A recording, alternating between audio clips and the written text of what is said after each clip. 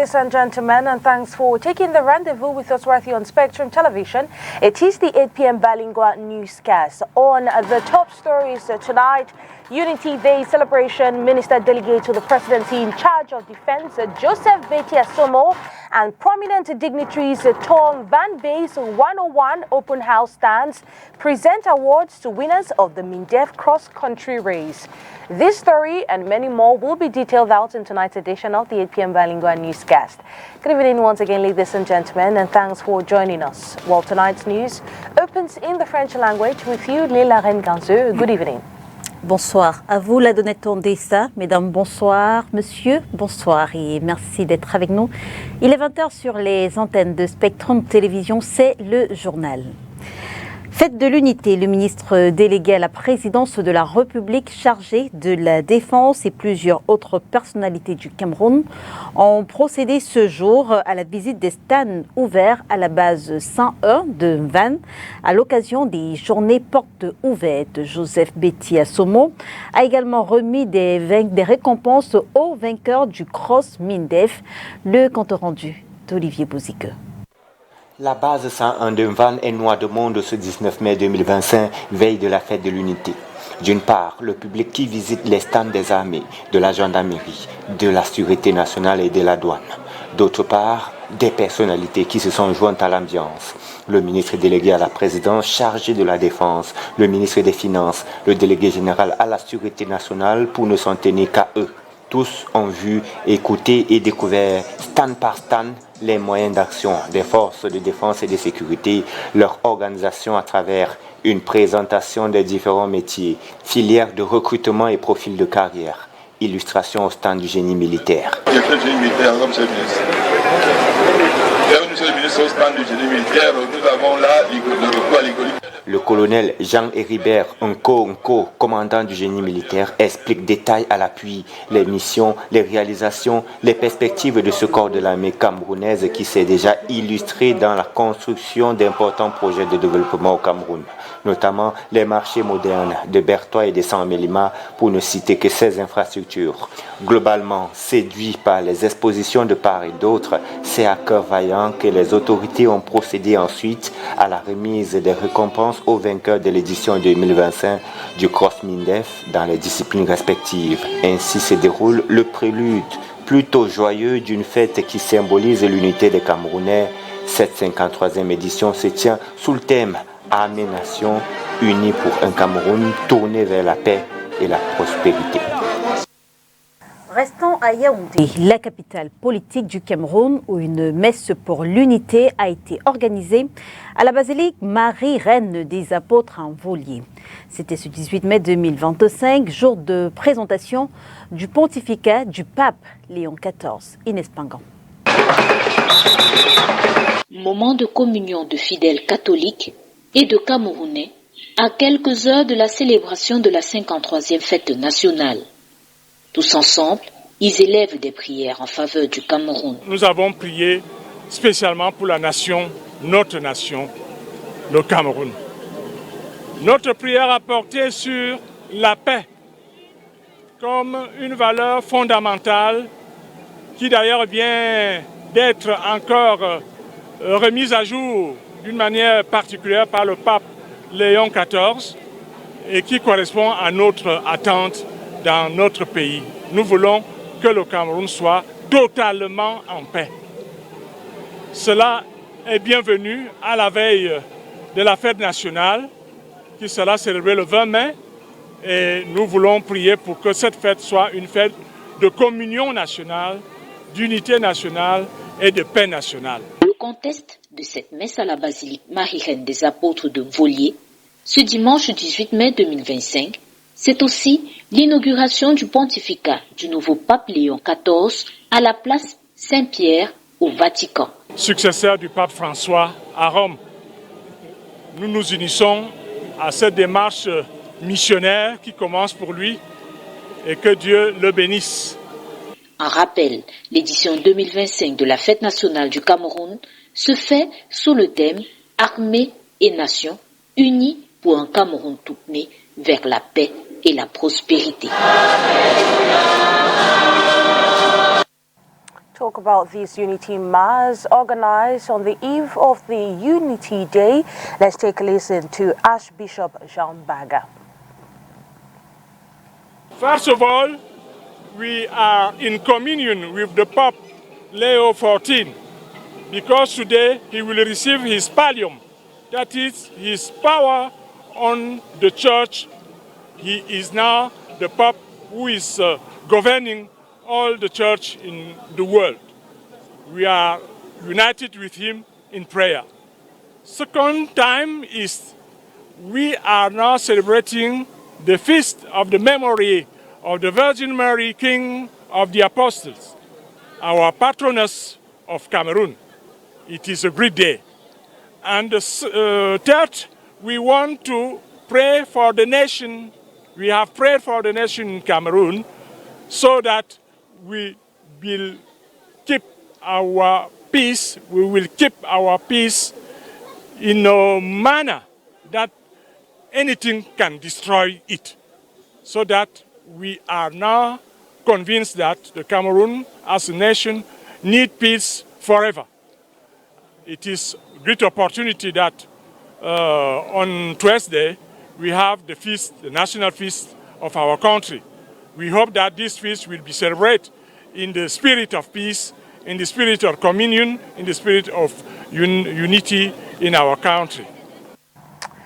Well, the president of the Southwest House of Chiefs, Chief Dr. Atemi Bako, has sharply condemned the senior divisional officer for FACO, Viang Mikala, for threatening traditional rulers with disciplinary actions or sanctions over the attendance at the upcoming Unity Day celebration, calling his directive disrespectful and affront to the chief's dignity. Let's take a listen to more in this report. The president of the Southwest House of Chiefs, Dr. Chief Atemi Bako, has criticized the senior divisional officer of FACO, Viang Mikala, for issuing a threatening directive to traditional rulers in the division. On May 15, 2025, the SDO sent a press release ordering all chiefs of first, second, and third class chiefdoms in FACO to attend the Unity Day celebrations on May 20, 2025 at the ceremonial grandstand. The press release clearly stated that any chief who failed to attend without a valid reason would face disciplinary measures. These measures include a formal request for an explanation and the creation of a disciplinary file to be forwarded to higher authorities. Dr. Ebako has responded with a strong-worded letter condemning the SDO's approach. He described the threat of sanctions as disrespectful and harmful to the honor and dignity of traditional rulers. Dr. Ebako emphasized that traditional chiefs hold a sacred and respected position in the community, which should not be undermined by government officials. While the SDO's intention was to ensure the participation of traditional leaders in a national event that promotes peace, the president of the Southwest House of Chiefs insisted that such instructions must be delivered respectfully. He called for mutual respect and understanding between government officials and traditional authorities. Cameroon will be celebrating its 53rd National Unity Day this Tuesday, 20th May 2025, under the theme Army and Nation, United for Cameroon turned towards peace and prosperity. Our reporter Katrin Kone interests us in the history behind Tuesday's National Unity Day. In 1884, Cameroon became a German colony known as Cameroon after Germany's defeat in the First World War. The administration of the colony was divided between Britain and France, becoming a UN Trust territory after the end of the Second World War and the creation of the United Nations. The UN Trust territory, known as French Cameroon, achieved independence from France on January 1st, 1960, and British Southern Cameroon became a federated state within Cameroon on October 1st, 1961. On May 20th, 1972, in a national referendum, Cameroonians massively voted for a unitary state as opposed to the existing federal state.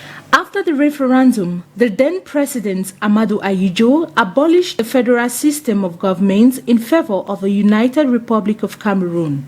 The flag was then changed from 3 bands of green, red, yellow with 3 golden colored stars on the green to 3 vertical bands with green, red, yellow, and a yellow star on the red. Even though the National Day is considered a public holiday in Cameroon, the day is enriched with colorful and high-profile events.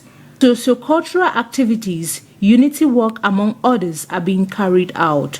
On the D-Day, a cross-section of Cameroonians turn out at the grandstand to express their joy and attachment to their fatherland by singing, taking part in march pasts in the different parts of the country. The major climax of the event is the uniform dressing, march past by the Cameroonian military that shows of living together, a unity and national cohesion.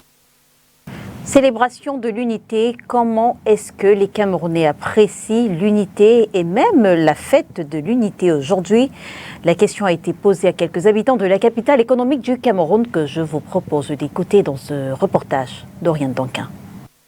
Tout d'abord, il est important de connaître le sens de cette célébration. La fête de l'unité que nous allons célébrer le 20 mai mardi, c'est une fête où nous célébrons l'unification du Cameroun. Donc nous sommes fiers d'être Camerounais et que nous devons la démontrer aux yeux du monde. Fête de l'unité, oui, mais entachée par la crise qui secoue les régions du nord-ouest et du sud-ouest. Moi, la fête de l'unité nationale camerounaise n'a plus sa raison d'être. Parce que depuis la guerre du nord-ouest et du sud-ouest, l'État n'a pas pris une bonne résolution pour amener la paix dans toutes ces deux régions. Pour qu'ensemble, le Cameroun, nous vivons dans la paix et dans l'unité nationale. Voilà pourquoi vraiment ça ne m'intéresse pas à entendre la fête de l'unité nationale. Une des articulations phares, sinon l'unique, du 20 mai, c'est le défilé.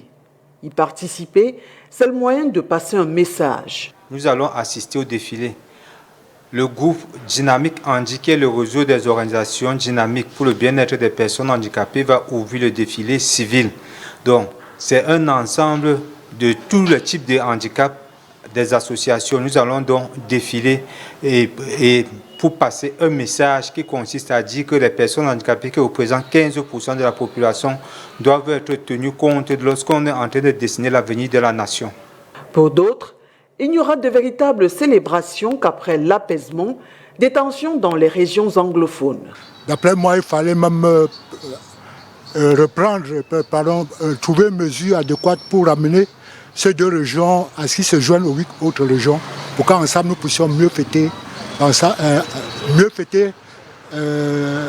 fête de l'unité nationale, qui est du tout depuis très longtemps, depuis plus de 25 ans là, n'est plus assistée parce que pour moi, ce n'est pas vraiment ça. Le Cameroun commémore ce 20 mai la 53e édition de la fête de l'unité.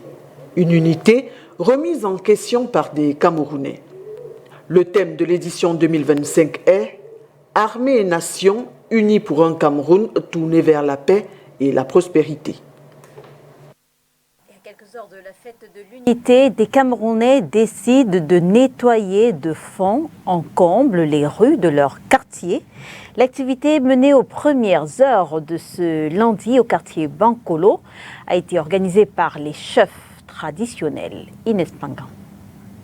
Que ce soit à main nue ou avec du matériel approprié, la propreté doit régner un maître absolu au quartier Bankolo, dans le 2e arrondissement de Yaoundé. Les bordures de route, les caniveaux et même les ruelles du dit quartier sont au centre de cette action de salubrité du bloc 4 de la chefferie traditionnelle d'Oliga. C'est une bonne initiative, quoi.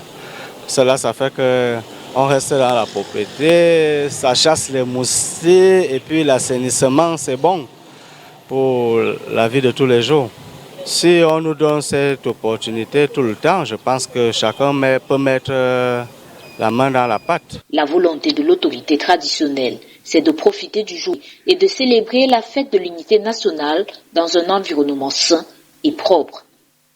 Oui, c'est notre petite contribution pour la fête du 20 mai. Nous tous, on devait prendre les responsabilités, chacun responsable là où il se trouve. Donc aujourd'hui, nous avions décidé de le faire, même à l'époque, parce que vous savez qu'à l'époque, lorsque c'était une deuxième route, quand la route qui va à la présidence était bloquée, c'est ici, et ça se passe toujours comme ça, c'est ici que les gens passent Donc on est obligé, on ne voudrait pas que les étrangers qui peuvent passer ici, qui trouvent que le Mbankolé est sale. Un investissement humain organisé aux premières heures de ce lundi 19 mai 2025, à quelques heures de la célébration de la 53e fête nationale du Cameroun. Driving along the Douala-Kumba highway is becoming a frustrating experience as drivers decry alleged extortion by police and gendarme officers stationed along the route. The security forces initially intended to protect citizens and conduct ID card checks are now being accused of prioritizing financial gains with checkpoint fines reportedly ranging from 500 francs up to 2,000 francs. Let's take a listen to this report for more. Transporters plying the Douala-Kumba highway are decrying extortion by police and gendarmerie officers stationed along the road. They are driving from here to Kumba. They are going through hell. They are going through hell, my sister. If I pay that I'm going through hell, that means God in hell will know that I'm lying. Why? Because sometimes you can reach. You alone, maybe two of you inside the vehicle, a police officer or a gendarme officer will demand for you to give you need to give him money. He said, the officer, where will I take the money to give you? That one doesn't concern that. Where you are going, we don't step. You are coming back. You need to give us money. It's by force and it's compulsory. And they have their checkpoint this way. They have a book and a pen where you give money. They write your number, and when you come, they leave the number. You have already given money. No problem. We are going through hell. Some of these officers, it will make me. They discourage me for people. My document, all everything. They will give them. They can't put up down. So you must to control. Sometimes you will come, you show the confusion, we don't know how to pay document for government or we don't pay document for government because that's some Kumba to do allow like 20 control. And all the one, they check ID card. Before the start of the Anglophone crisis, only a few checkpoints existed at the entrance to each city. With the onset of the crisis in 2016, the number of checkpoints increased to ensure public safety. Initially, security officers were tasked with checking baggage and verifying travelers' identity cards. Today, these checks have largely been replaced by demands for money. From here, where we live here to Kumba, you have about 19 checkpoints. About 19. That 19, they have a position that they collect 1,000 francs. They have a position they collect 500 francs, and they have a position that they collect 2,000 francs. Maybe if you make a luggage, let me say you put some luggage on top of a seat of a chair, you need to give them 2,000 francs. And if you don't give them the 2,000 francs, they can pack their vehicle there, tell you that you have insulted them and so on and so forth. So if you don't give money, they will pay you to maybe you will carry bagage double down. They will tell you a story of maybe overload. So you don't have overload though. They say bagage double down. You start to upload your motor. All that things for what? They will tell you that their work they're supposed to do here is to free their battery. But they are not free their battery. They are making that because they just want to be nice to us. But the nice to us is to collect money. They get a corner with a 1,000. They work at 500.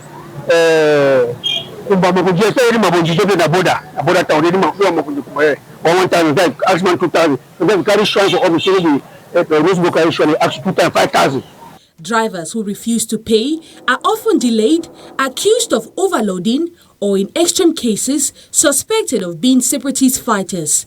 Some drivers speaking off the record reported that colleagues have been beaten and assaulted for refusing to comply. The money used to settle these controls comes from funds allocated by transport companies for fuel money, what drivers would otherwise save for personal needs. To make up for these losses, some drivers pick up extra passengers along the way, which extends the usual 3-hour journey to Kumba to over 5 hours. The agency does not provide the money that the company gives us to fuel our vehicle when we are leaving Douala to Kumba. From that money, you fuel our vehicle, you discover you had about 5,000 francs. If you want to maybe enter a house, sometimes they beat you on the way, say they can take your shop. So what you do is that look for a means to make sure that you have at least 10,000 francs to hold. That's why most of our drivers have lived the Kumba approaching the road to Kumba Douala to Kumba. Why? Because when you are approaching here, you have so much embarrassment by the police officer on the road. Police extortion is a reality lived by many Cameroonians. In April, a case involving a driver and police officers in Boya drew public attention after the driver was beaten and the officers took close to 400,000 francs. The case was closely followed by Barrister Tambe Tiku. Drivers are calling on government officials to take action and implement measures to curb this extortion. Et puis sport, le 87e congrès mondial de l'Association internationale de la presse sportive s'est achevé le week-end dernier au Maroc. Pendant environ une semaine, plus de 350 journalistes sportifs venus des différents continents ont cogité sur l'avenir de cette profession, à l'heure, vous le savez, de l'intelligence artificielle. Makedali Tinochom. Du 13 au 17 mai 2025, Rabat au Maroc accueille le 87e congrès mondial de l'Association internationale de la presse sportive AIPS. L'événement, qui se déroule pour la deuxième fois en Afrique après 20 ans, réunit les présidents des associations nationales de la presse sportive des 5 continents, ainsi que des représentants des institutions sportives majeures comme le CIO, la FIFA, l'UEFA, la Confédération africaine de volley-ball et la Fédération marocaine de football. L'ouverture des travaux est notamment marquée par les AIPS Awards, destinés à célébrer l'excellence journalistique dans le monde sportif. En tant qu'organisateur, c'est vraiment pas une mince affaire de regrouper plus de 350 journalistes. On a réalisé quand même un record à cette occasion. C'est d'abord un plaisir de recevoir tout ce beau monde, des journalistes des 5 continents, plus de 100 délégations venues de partout dans le monde. Je suis Sylvestre Gounoubou, président de la GST, l'association des journalistes sportifs du Togo. Tout d'abord, il faut dire que le Maroc, depuis belle lurette, est devenu donc une terre d'accueil, et la qualité aussi de l'organisation. Cette édition de IPS Monde témoigne combien de fois le Maroc est vraiment prêt pour accueillir des grandes organisations, des grands événements. Mais je peux dire que IPS Média, une fois, a relevé que nous les Africains d'abord devons faire mieux. Parce que vous avez vu les lauréats, on n'a pas eu, c'est la seule Kenyane qui s'est fait distinguer. Les enjeux de l'intelligence artificielle dans les médias sportifs, la lutte contre les paris sportifs illégaux, le développement du journalisme sportif d'investigation sont quelques thématiques abordées lors de ce congrès.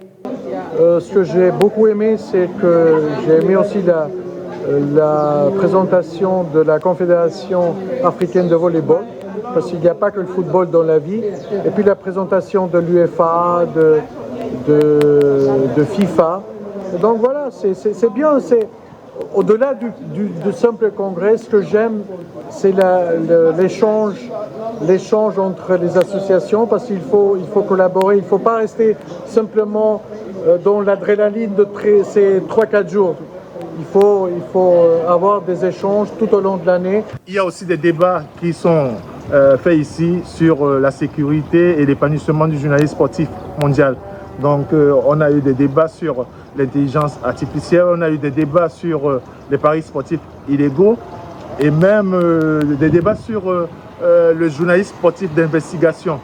Vous savez que c'est compliqué de mener ce type de journalisme sportif, de ce type de journalisme, parce qu'on ne sait pas où est la limite. On a aussi parlé de ce nouveau phénomène des créateurs de contenu, comment ils peuvent avoir leur place dans les compétitions internationales. Il y a eu beaucoup d'interventions dans les domaines qui nous intéressent particulièrement. Et nous avons d'abord les organisateurs qui ont brossé un peu tous les contextes marocains. Et vous savez que le Maroc est en progrès énorme, ça il faut le reconnaître. Le congrès s'est achevé par le vote de la prochaine ville d'accueil de la 88e édition des Assises mondiales de l'AIPS. Et à cet effet, Lausanne en Suisse remporte l'élection devant Séoul par 44 voix contre 39. Rideau sur le 20h. Mesdames et messieurs, merci de nous avoir suivis. On se retrouve dès demain 20h sur les antennes de Spectrum Télévision, si bien sûr Dieu le veut. Bonsoir. Bonsoir à vous, Dadoune Tondissa. Good night to you, Leila Rengalze, and good night to every viewer of Spectrum Television.